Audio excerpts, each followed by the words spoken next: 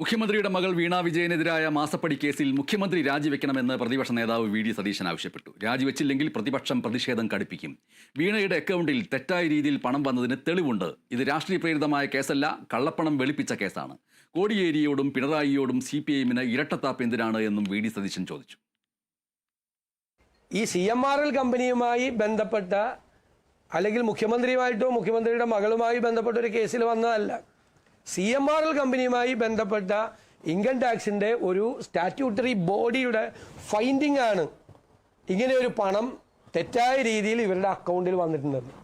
അതിനെ തുടർന്നാണ് അതിൽ സീരിയസ് ഫ്രോഡ് ഇൻവെസ്റ്റിഗേഷൻ ഓഫീസ് അന്വേഷിച്ച് ആ കണ്ടെത്തൽ ശരിയാണ് എന്ന് ചെയ്തിട്ടുള്ളത്. ഒഫീഷ്യലായി വന്നിട്ടുള്ള ഒരു കേസാണ്.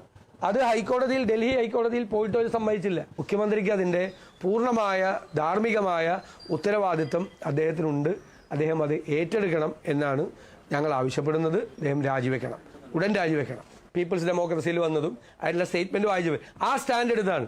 കോടിയേരി ബാലകൃഷ്ണൻ്റെ മകൻ കേസിൽ പെട്ട് കഴിഞ്ഞപ്പോൾ എടുത്ത നിലപാട് ഇതായിരുന്നില്ലല്ലോ പാർട്ടി. ഇപ്പം എന്താ ഇരട്ടത്താപ്പ്? കോടിയേരി ബാലകൃഷ്ണനോടും പിണറായി വിജയനോടും ഇരട്ടത്താപ്പ് എന്തിനാണ് CPM-ന്? പിണറായി വിജയൻ അധികാരത്തിലിരിക്കുന്നതുകൊണ്ടാണോ? പാർട്ടിയിൽ പവർഫുൾ ആയതുകൊണ്ടാണോ? അദ്ദേഹത്തെ ഭയന്നാണോ കൂടെയുള്ള ആളുകൾ അദ്ദേഹത്തെ പ്രൊട്ടക്ട് ചെയ്യാൻ വേണ്ടിയിട്ട് മത്സരിച്ചുകൊണ്ടിരിക്കുന്നത്?